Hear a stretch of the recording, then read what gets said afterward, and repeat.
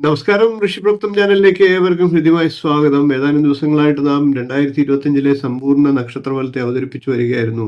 ഓരോ രാശിക്കൂറുകാരുടെയും പ്രത്യേകം വിശദമായിട്ടുള്ള നക്ഷത്രഫലത്തെ അവതരിപ്പിച്ചു. അതിന്റെ തുടർച്ചയായിട്ട് പ്രേക്ഷകരുടെ ആവശ്യപ്രകാരം ഓരോ നക്ഷത്രക്കാരും അറിഞ്ഞിരിക്കേണ്ട പ്രധാനപ്പെട്ട നക്ഷത്രഫലവും പരിഹാരങ്ങളും ദശാകാലത്തിന്റെ അനുഭവ ഗുണങ്ങളും ഒക്കെയാണ് പറയുന്നത്. അശ്വതി മുതൽ പൂരം വരെയുള്ള നക്ഷത്രക്കാരുടെ ഫലത്തെ പറഞ്ഞു.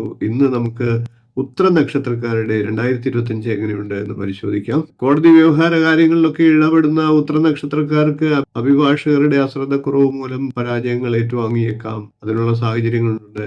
മുൻകൂട്ടി അതൊക്കെ കരുതലെടുക്കാനുള്ള ആവശ്യപ്പെടുക. തൊഴിലിലൊക്കെ സ്ഥാനക്കയറ്റത്തിനുള്ള സാഹചര്യങ്ങളുണ്ട്.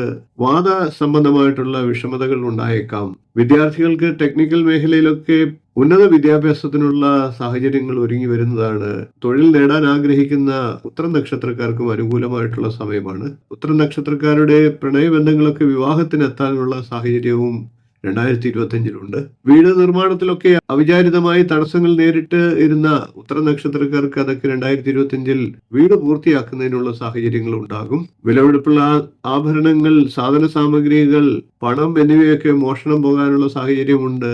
അതേപോലെ തന്നെ നഷ്ടപ്പെടാനുള്ള സാഹചര്യങ്ങളുമുണ്ട്. അതൊക്കെ കരുതലെടുക്കുക. സുഹൃത്തുക്കൾക്ക് പണം കടം കൊടുക്കുന്നത് വാക്കുതർക്കങ്ങൾക്കും വിരോധത്തിനുമൊക്കെ കാരണമായേക്കാം. അതുകൊണ്ടൊക്കെ വളരെ കരുതലെടുത്ത് വേണം അത്തരം കാര്യങ്ങളിൽ ഇടപെടാൻ. ഉത്തര നക്ഷത്രക്കാർ ആദിത്യദശയിലാണ് ജനിക്കുക. ആദിത്യദശ ആകെ 6 വർഷമാണ്. ഏകദേശം 3 വയസ്സ് വരെ ആദിത്യദശ എന്ന കണക്ക് കൂട്ടാം. അതിനുശേഷം 10 വയസ്സ് വരെ ചന്ദ്രദശാകാലമാണ്. ഏകദേശം 13 വയസ്സ് വരെ ചന്ദ്രദശാകാലം. അതിനുശേഷം ഏകദേശം 20 വയസ്സ് വരെ ചൊവ്വാദശ.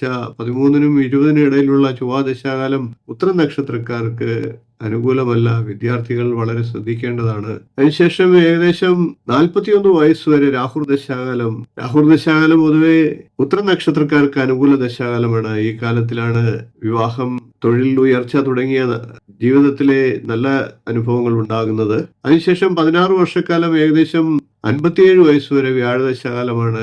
വ്യാഴദശാകാലം ഗുണദോഷ സമ്മിശ്രമായിരിക്കും. വ്യാഴദശാകാലമുള്ളവർ നിർബന്ധമായിട്ടും മഹാവിഷ്ണു പ്രീതി വരുത്തുക. അതിനുശേഷം ശനിദശയാണ്. ശനിദശയും ഉത്തര നക്ഷത്രക്കാരെ സംബന്ധിച്ച് പൊതുവെ അനുകൂല ദശാകാലമാണ്. ഉത്തര നക്ഷത്രക്കാർക്ക് കണ്ടകശനിയാണ്. അതിനുശേഷം മാർച്ച് 28 ശേഷം അഷ്ടമത്തിലേക്ക് ശനി വരുന്നു. ശനിപ്രീതി വരുത്തുകയാണെങ്കിൽ ഗുണഫലങ്ങൾ ഉണ്ടാകുന്നതാണ്.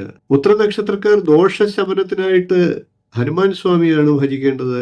ഹനുമാൻ സ്വാമിയുടെ ക്ഷേത്രത്തിൽ നിത്യം ദർശനം നടത്തുക. ശക്തിയുക്തം വഴിപാടുകൾ ചെയ്യുക. ഹനുമാൻ സ്വാമിയെ നിത്യം കാലത്ത് സ്മരിക്കുക, മന്ത്രങ്ങൾ ജപിക്കുക.